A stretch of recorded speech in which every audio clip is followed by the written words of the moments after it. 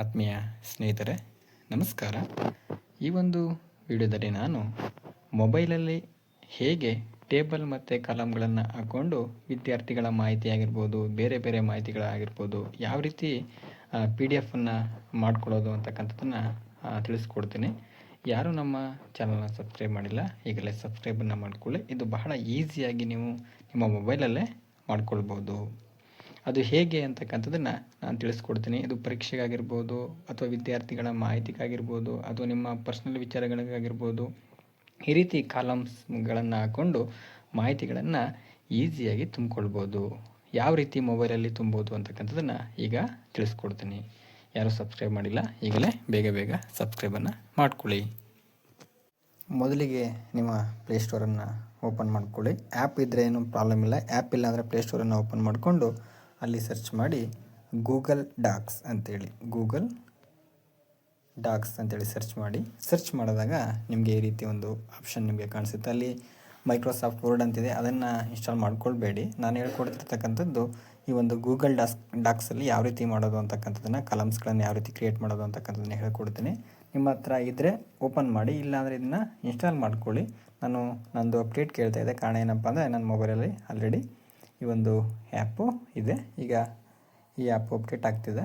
Update ಆಗಿಬಿಡಲಿ. Update ಆದಮೇಲೆ ಈಗ ಇದನ್ನು ನಾವೇನು ಮಾಡಬೇಕು, ಓಪನ್ನ ಮಾಡ್ಕೊಳ್ಬೇಕು. ಅಪ್ಡೇಟ್ ಆಗಿ ಇನ್ಸ್ಟಾಲ್ ಆಗ್ತಾಯಿದೆ. ಈ ಒಂದು ಆ್ಯಪನ್ನು ಯೂಸ್ ಮಾಡಿಕೊಂಡು ನೀವು ಕ್ವಶನ್ ಪೇಪರ್ಗಳನ್ನು, ನೋಟ್ಸ್ಗಳನ್ನು ಎಲ್ಲನೂ ಕೂಡ ಈಸಿಯಾಗಿ ನೀವು ಮಾಡ್ಬೋದು. ಅದನ್ನು ನಾನು ಹೇಳ್ಕೊಟ್ಟಿದ್ದೀನಿ ಆಲ್ರೆಡಿ, ಯಾವ ರೀತಿ ಕ್ವಶನ್ ಪೇಪರನ್ನು ಮಾಡ್ತಕ್ಕಂಥದ್ದು, ಮತ್ತು ಕ್ವಶನ್ ಪೇಪರಲ್ಲಿ ಯಾವ ರೀತಿ ನಾನು ಪಿಕ್ಚರ್ಗಳನ್ನು ಹಾಕ್ತಕ್ಕಂಥದ್ದು, ಪ್ರತಿಯೊಂದನ್ನು ಕೂಡ ನಾನು ವಿಡಿಯೋ ಮಾಡಿ ಅಪ್ಡೇಟನ್ನು ಮಾಡಿರ್ತೀನಿ. ನೀವು ಕೂಡ ಕೆಲವರು ನೋಡಿರ್ತೀರ. ನೋಡಿಲ್ಲ ಅಂದರೆ ಒಂದು ಸರಿ ಹೋಗಿ ನೋಡ್ಕೊಳ್ಳಿ. ಈಗ ಇದು ಅಪ್ಡೇಟ್ ಆಯಿತು. ನಾನು ಓಪನ್ ಮಾಡ್ತೀನಿ. ಇಲ್ಲಿ ಓಪನ್ ಮಾಡಿದಾಗ ಈ ರೀತಿ ಓಪನ್ ಆಗುತ್ತೆ. ಅಕಸ್ಮಾತ್ ನಿಮಗೇನಾದ್ರೂ ಇದು ಓಪನ್ ಆಗಲಿಲ್ಲ ಅಂದರೆ ಕೇಳ್ತದೆ ಪರ್ಮಿಷನ್ನ. ನಿಮ್ಮ ಒಂದು ಗೂಗಲ್ ಅಕೌಂಟ್ ಯಾವ್ದಾದ್ರು ಪರ್ಮಿಷನ್ ಕೇಳ್ತದೆ. ಅಕೌಂಟ್ನ ಪರ್ಮಿಷನ್ ಕೊಟ್ಬಿಟ್ಟು ಏನು ಮಾಡಿ, ಓಪನ್ನ ಮಾಡ್ಕೊಳ್ಳಿ. ನೋಡ್ಬೋದು ನೀವು ಇಲ್ಲಿ ನಾನು ಹಲವಾರು ಕ್ವಶನ್ ಪೇಪರ್ಗಳನ್ನು, ನೋಟ್ಸ್ಗಳನ್ನು ಇಲ್ಲಿ ಕ್ರಿಯೇಟ್ ಮಾಡಿರ್ತಕ್ಕಂಥದ್ದನ್ನು. ಈಗ ಯಾವ ರೀತಿ ಕಾಲಮ್ಸ್ಗಳನ್ನ ಕ್ರಿಯೇಟ್ ಮಾಡೋದು ಅಂತಕ್ಕಂಥದ್ದನ್ನು ನಾನು ತಿಳಿಸ್ಕೊಡ್ತೀನಿ. ಇಲ್ಲಿ ಪ್ಲಸ್ ಅಂತಕ್ಕಂಥ ಒಂದು ಚಿಹ್ನೆ ನಿಮಗೆ ಕಾಣಿಸುತ್ತೆ. ಆ ಪ್ಲಸ್ ಚಿಹ್ನೆ ಮೇಲೆ ಕ್ಲಿಕ್ಕನ್ನು ಮಾಡಿ.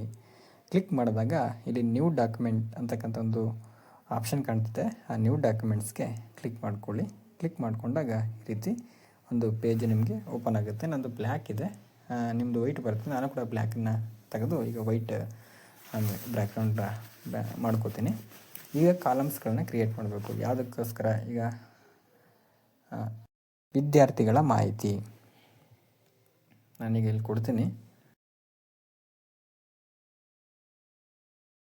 ಮಾಹಿತಿ ಅಂತ ಟೈಪ್ ಮಾಡಿದ್ದೀನಿ.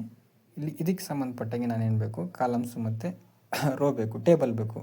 ಈ ಟೇಬಲ್ನ ಯಾವ ರೀತಿ ಇಲ್ಲಿಗೆ ತಂದು ಹಾಕೊಳ್ತಕ್ಕಂಥದ್ದು ಅಂದರೆ, ಇಲ್ಲಿ ನಿಮಗೆ ಒಂದು ಪ್ಲಸ್ ಐಟಮ್ಸ್ ಕಾಣ್ತಿದೆ ನೋಡಿರಿ, ಪ್ಲಸ್ ಚಿಹ್ನೆ. ಆ ಚಿಹ್ನೆ ಮೇಲೆ ಕ್ಲಿಕ್ ಮಾಡಿ. ಕ್ಲಿಕ್ ಮಾಡಿದ್ರೆ ಇಲ್ಲಿ ಟೇಬಲ್ ಅಂತಕ್ಕಂಥ ಒಂದು ಆಪ್ಷನ್ ನಿಮಗೆ ಬರ್ತದೆ. ಇಲ್ಲಿ ಟೇಬಲ್ ಅಂತಕ್ಕಂಥ ಆಪ್ಷನ್ನು, ಟೇಬಲ್ ಮೇಲೆ ಕ್ಲಿಕ್ ಮಾಡ್ಕೊಳ್ಳಿ. ಕ್ಲಿಕ್ ಮಾಡ್ಕೊಂಡ್ಮೇಲೆ ಇಲ್ಲಿ ಕಾಲಮ್ಸ್ ಮತ್ತು ರೋಸ್, ನಿಮಗೆ ಎಷ್ಟು ಕಾಲಮ್ ಬೇಕು.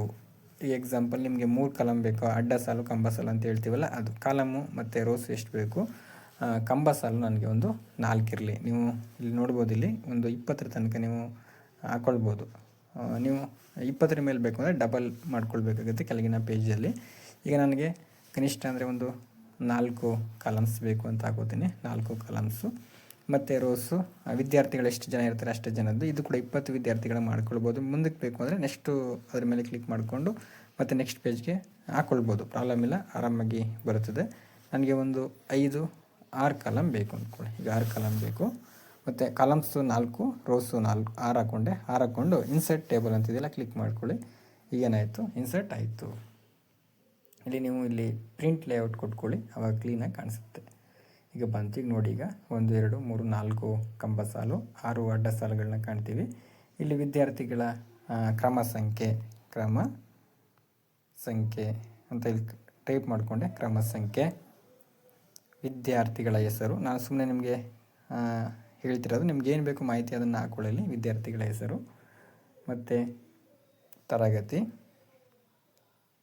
ತರಗತಿ ಮತ್ತು ಅಂಕಗಳು. ಇಲ್ಲಿ ಕ್ರಮ ಸಂಖ್ಯೆಯಲ್ಲಿ ನಾನು ಹಾಕೋತೀನಿ. 1 2 3 4 5. ಇನ್ನು ವಿದ್ಯಾರ್ಥಿಗಳ ಹೆಸರು ನೀವು ಎಷ್ಟು ಯಾವ ವಿದ್ಯಾರ್ಥಿ ಬೇಕು ಮಾಹಿತಿ ಆ ವಿದ್ಯಾರ್ಥಿ ಹೆಸರನ್ನ ನೀವು ಟೈಪ್ ಮಾಡ್ಕೊಳ್ಳಿ. ಆಕಾಶ್, ಅನು, ಏನೋ ಒಂದು, ಜೀವನ, ಮನು, ಹರೀಶ, ಏನೋ ಒಂದು ನಿಮಗೆ ಮಕ್ಕಳ ಹೆಸರುಗಳನ್ನ ಹಾಕ್ಕೊಳ್ಳಿ. ಸ್ಟ್ಯಾಂಡರ್ಡ್ ಹಾಕ್ಕೊಳ್ಳಿ. 8th, ನಾನು ಒಂದೆರಡು ಮಾಡಿ ತೋರಿಸ್ತೀನಿ, ನೀವು ಮುಂದಕ್ಕೆ ಅಪ್ಡೇಟ್ ಮಾಡ್ಕೊಳ್ಬೋದು. 8th ಮತ್ತು ಅಂಕಗಳು, ಅವರು ಪಡೆದಿರತಕ್ಕಂಥ ಅಂಕಗಳು 95, 94, 98, ಈ ಥರ ಏನೋ ಒಂದು ಅವರು ಪಡೆದಿರತಕ್ಕಂಥ ಅಂಕಗಳು ಏನು ಬೇಕು ಮಾಹಿತಿ ಅದನ್ನು ನೀವು ಹಾಕ್ಕೊಳ್ಳಿ. ಅವ್ರ ಹೆಸರು, ಅವ್ರ ಕ್ಲಾಸು, ಏನು ಮಾಹಿತಿ ಬೇಕು ಅದನ್ನ ನೀವು ಅಪ್ಡೇಟನ್ನು ಮಾಡ್ಕೊಳ್ಳಿ ಕಾಲಮಲ್ಲಿ. ಅಪ್ಡೇಟನ್ನು ಮಾಡ್ಕೊಂಡ್ಮೇಲೆ ಈಗ ಈ ಕಾಲಮಲ್ಲಿ ನೀವು ಒಂದಷ್ಟು ಚೇಂಜಸ್ನ ಮಾಡ್ಕೊಳ್ಬೋದು. ಏನೇನು ಚೇಂಜಸ್ ಮಾಡ್ಕೊಳ್ಬೋದು? ಮೊದಲನೇದು, ಈ ಕಾಲಮಲ್ಲಿ ಏನಾದರೂ ನಿಮಗೆ ಈ ಒಂದು ಕಾಲಮಿನ ಅಕ್ಷರ ಬೋಲ್ಡ್ ಬೇಕು ಅಂದರೆ ಫಸ್ಟ್ ಏನು ಮಾಡಿ, ಇದನ್ನು ಸೆಲೆಕ್ಟ್ ಮಾಡ್ಕೊಳ್ಳಿ. ಕ್ಲಿಕ್ ಮಾಡಿಕೊಂಡ್ರೆ ಸೆಲೆಕ್ಟ್ ಆಗುತ್ತೆ. ಇಲ್ಲಿ ಕ್ರಮ ಸಂಖ್ಯೆ ನೋಡಿ, ಕ್ಲಿಕ್ ಮಾಡಿಕೊಂಡೆ ಬೋಲ್ಡ್ ಕೊಟ್ಟೆ, ಬೋಲ್ಡ್ ಆಯಿತು ನೋಡಿ. ಇನ್ನು ಅಕ್ಷರ ದಪ್ಪ ಬೇಕು ಅಂದರೆ ಇಲ್ಲಿ ನಿಮಗೆ ಕಾಣಿಸುತ್ತೆ ನೋಡಿರಿ, ಈ ಕಡೆ 11 ಇದೆ, 12 ಮಾಡ್ಬೋದು. ಈ ಥರ ಮಾಡಿಕೊಂಡ್ರೆ ದೊಡ್ಡದು ಕೂಡ ಆಗುತ್ತೆ ಅಕ್ಷರಗಳು. ಈ ರೀತಿ ಮಾಡ್ಕೊಳ್ಬೋದು. ಮತ್ತು ಬಣ್ಣ ಚೇಂಜ್ ಮಾಡ್ಕೊಳ್ಬೇಕು ಅಂದರೆ ಇಲ್ಲಿ ಅಂತ ಒಂದು ಆಪ್ಷನ್ ಕಾಣ್ತಿದೆ ನೋಡಿರಿ, ಅದ್ರ ಮೇಲೆ ಕ್ಲಿಕ್ ಮಾಡಿದ್ರೆ ಇಲ್ಲಿ ಯಾವ ಬಣ್ಣ ಬೇಕು ಆ ಬಣ್ಣಕ್ಕೆ ನೀವು ಚೇಂಜ್ ಮಾಡ್ಕೊಳ್ಬೋದು. ಅಕ್ಷರಗಳ ಒಂದು ಬಣ್ಣವನ್ನು ಕೂಡ ನೀವು ಚೇಂಜ್ ಮಾಡ್ಕೊಳ್ಬೋದು. ಈ ರೀತಿ ಏನು ಮಾಡ್ಬೋದು, ನೀವು ಇಲ್ಲಿ ಕಾಲಮನ್ನು ಕ್ರಿಯೇಟ್ ಮಾಡಿ ಅಲ್ಲಿ ವಿದ್ಯಾರ್ಥಿಗಳ ಮಾಹಿತಿಗಳನ್ನು ಹಾಕಿ ಜೊತೆಗೆ ಆ ಒಂದು ಕಾಲಮಿನ ಬಣ್ಣಗಳನ್ನು ಕೂಡ ಚೇಂಜ್ ಮಾಡ್ಕೊಳ್ಬೋದಾಗಿರ್ತದೆ. ಇಷ್ಟು ಈ ಒಂದು ಕಾಲಮನ್ನು ಯಾವ ರೀತಿ ಕ್ರಿಯೇಟ್ ಮಾಡಿ ಮಾಹಿತಿಗಳನ್ನು ತುಂಬೋದು ಅಂತಕ್ಕಂಥ ವಿಚಾರ ಆಯಿತು. ಇನ್ನು ಮುಂದಿನ ವಿಡಿಯೋದಲ್ಲಿ ಮತ್ತೊಂದು ಇನ್ನೊಂದು ವಿಷಯದ ಬಗ್ಗೆ ನಾನು ತಿಳಿಸ್ಕೊಡ್ತೀನಿ ಅಂತ ಈ ವಿಡಿಯೋನ ಇಲ್ಲಿಗೆ ಮುಗಿಸ್ತಾ ಇದ್ದೇನೆ. ಧನ್ಯವಾದಗಳು.